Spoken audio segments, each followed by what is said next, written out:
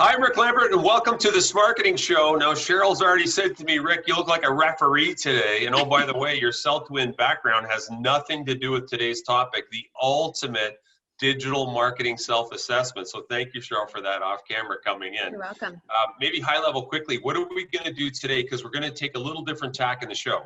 Well, we're sort of creating a little bit of an activity for all our viewers this week, and we're going to be walking through what we call the digital marketing 10 box. And we're going to go through 10 different things that will allow you to go through and give yourself a score out of 10. And then at the end of it, you'll be able to give yourself an overall score out of 100. And it's a really great way for you to do a self-assessment on how your organization is doing when it comes to digital marketing. Exactly. And for those of you that are saying, hey, Rick, your background talks about sales training. What's that got to do with the topic today? Look, for those of you that are looking for a definition of sales versus marketing, here's one for you, okay? Marketing, which we're talking about today, is letting people know what you got. Sales is getting rid of what you got. So we need to market first and then sell it. Now, we'll show the 10 box up here quickly, and we show this to customers. And I had a customer yesterday, in fact, I showed it to him. I said, hey, can you pick maybe 2 or 3 marketing challenges you have from a digital perspective? And she was like, I'm going to go with all 10 of them. So we're going to go through one at a time. And Cheryl, why don't you start out with the outdated user experience, common issue? So that when we say outdated user experience, there's sort of 2 different things. Number one is your website updated. A lot of organizations build this fantastic website and they let it sit there and they don't do anything to it for 5, 10, 15 years, which obviously means that it's very outdated. The user experience is another piece, and that is, what does that journey look like when you have a customer or a prospect get to your site and navigate their way through? And in fact, these are, common issues where Google will actually reward you with various algorithms based on the customer experience. If you're looking at me and Rick right now and saying, well, how do I know if the user experience is a positive one for my customers or for my users? You want to look at an analytic called the bounce rate, and you want to try and slowly over time lower that bounce rate as close to around 30% as you can. Okay, so as we go along here, folks, rate yourself 1 to 10. Just grab a pen, it's easy, okay? Each one, 10 being perfect, 1 being, okay, not so good. Only you'll see your score, obviously. Okay, number 2, poor Google search results. Look, you and I both know, even before the pandemic, people were online Googling. And in case you haven't heard the joke, okay, in digital marketing, people say, if you want to bury a body, bury it on page 2 of Google, because no one goes there. And so one of the things that you can do to test, okay, your Google rankings in terms of the SEO or search engine optimization power of your site is, and by the way, I've had one person one time say, no, Rick, my site comes up number 1 on Google. And I would say, yeah, but people don't Google the name of your business. So what I'm going to suggest you do is use Chrome, okay, and open up an incognito window. This is going to get rid of all your previous searches, and it'll be a native or clean search like a customer would do, and just type in, sales training, London, Ontario, Canada, or digital marketing, London, Ontario, Canada, and see what comes up. That's an easy way for you to test right now, whether you're a 1, a 5, or maybe a 10. You want to use your keywords for sure. Number 3 is inactivity on social media. And I would say, it could be 3 things. Number 1, maybe your organization is not posting anything at all, or they're not posting enough. It could also be that you're posting too much, because that is a thing now. And the third, when it comes to social media, is the content that you're creating. Are you driving traffic to another resource, like another website that has content that, yes, might be related to your industry, your product, your service, but you're not taking traffic to your website? You want to always link every social post, if possible, to some sort of a page on your website. And a good way to start is to create blogs, position yourself as a subject matter expert, drive traffic from social media for more information on this over to your website. And Cheryl, a great point, because since you took over our clients' digital marketing, old school days, you drive to Harvard Business Review or whatever, right? And it does nothing for you. Yeah, exactly. And for those of you questioning this tactic, okay, I think last month, Cheryl, we went through the KPIs, and like our social media traffic to site is like 300% up. So great idea. Okay, the next one I've got here is not blogging or vlogging, the V. For those of you that haven't heard the term vlogging before, it's basically a blog but a video, okay? And you know, we're big proponents of video. So I explain to people, okay, blogging, we have customers that blog anywhere from once a month to 6 times a month, and a typical blog can be anywhere from 300 to 700 words. It should be optimized, of course. And if you look at your website and see when your last blog was, okay, you'll know whether you're a 1 or a 10 here. The reason we suggest blogging is for obvious reasons. Think of it like a sail, okay, adding a sail to a sailboat, okay? The more sails you have, the more wind you're going to catch. It's going to lift your site up in terms of those search results.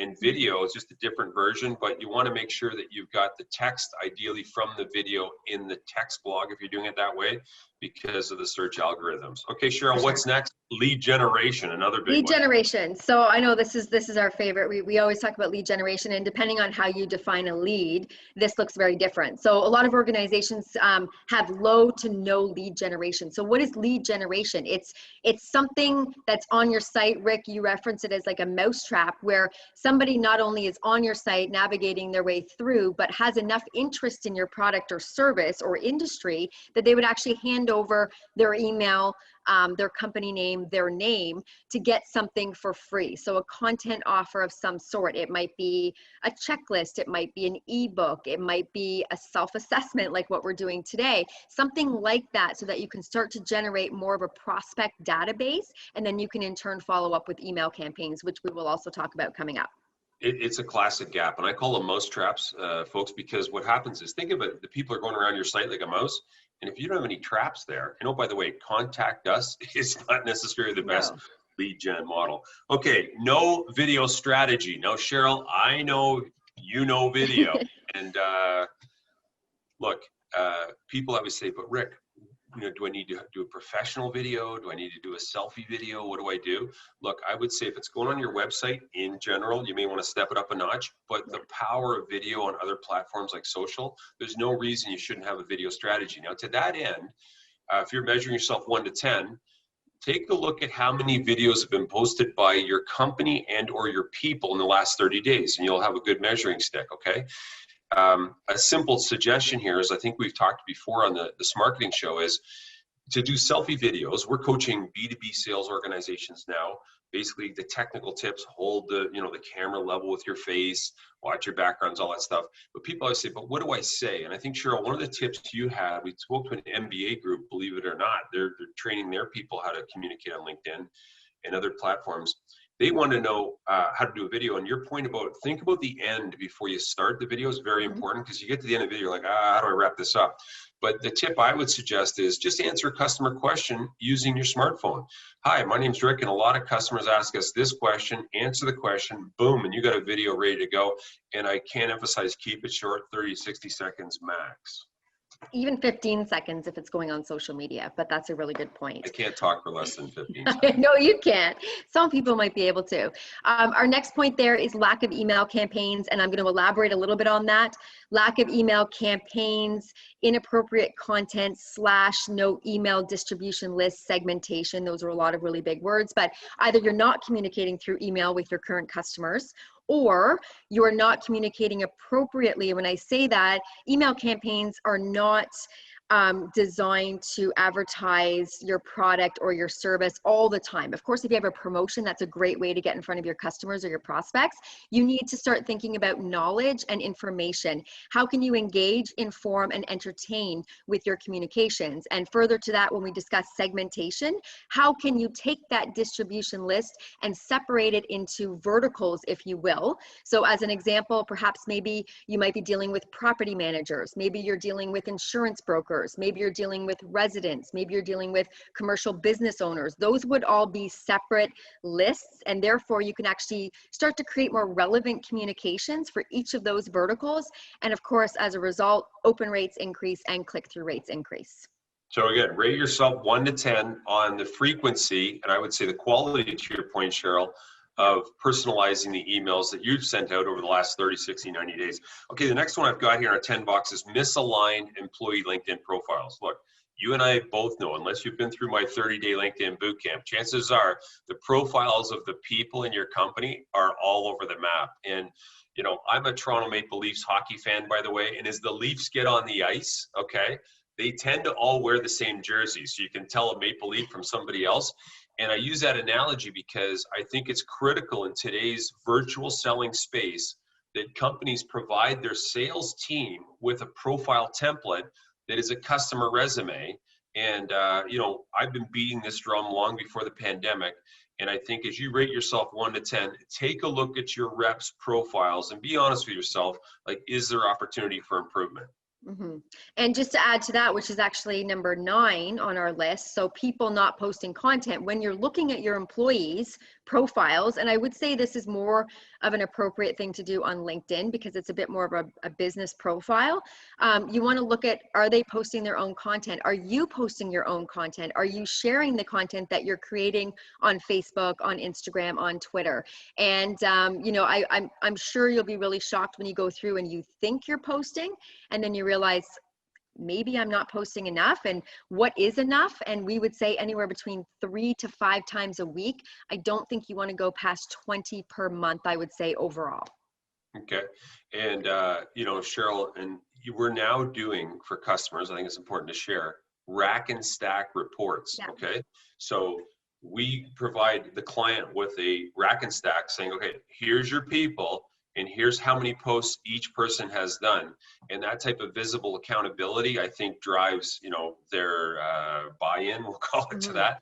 But I agree with you. I always recommend like 3 to 5 posts a week, and that's, I think, where Cheryl's getting her 20. Okay, the last thing on our 10 box here is no paid advertising. And, you know, Cheryl, when you joined our team, you brought a whole skill set in your team now to do paid advertising. And I think it's not common in most people's marketing mix. And folks, it's just simply a VIP pass at the lineup outside the place you're trying to get into to go right to the front. And, you know, you can start anywhere from a couple $100 all the way up to, you know, we've got some customers paying in the $10,000 a month range just to accelerate, okay, their message. And depending on your budget or what you've got, paid advertising, we believe, is a critical part of today's marketing mix. So please rate yourself 1 to 10 if you're taking advantage of that. Now, what you should have there is a score out of 100. And what I would do if I was you is I would take a look and say, okay, you know, cut it back a bit. You might have scored yourself higher on some than you really are, but look at the low points and say, okay, what could you do to improve in those areas? And I know a website you could probably go to get them fixed, but we're not supposed to do commercials on the show, I don't think, Cheryl. But anyway, hopefully we've identified, you know, some opportunities for you to strengthen your marketing mix, get your brand out there, and turn the stereo up a little bit on the house party you've got going about what you've got to do with your value proposition. Absolutely. And it is very complicated. And there are a lot of things that you need to consider, which is why almost all, or I would say probably more than 80% of small to medium sized businesses are outsourcing their marketing because it is very difficult to understand, and it's a full-time job in itself. So this is a really good starting point to figure out, do I need to take that next step, or am I doing okay actually?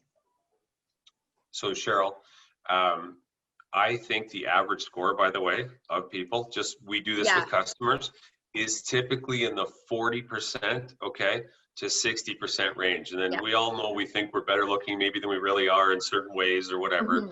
But you be honest with yourself, and hopefully today's programs help you identify some opportunities right now to help you market to win. So Cheryl, as we wrap up, we're open to comments, questions.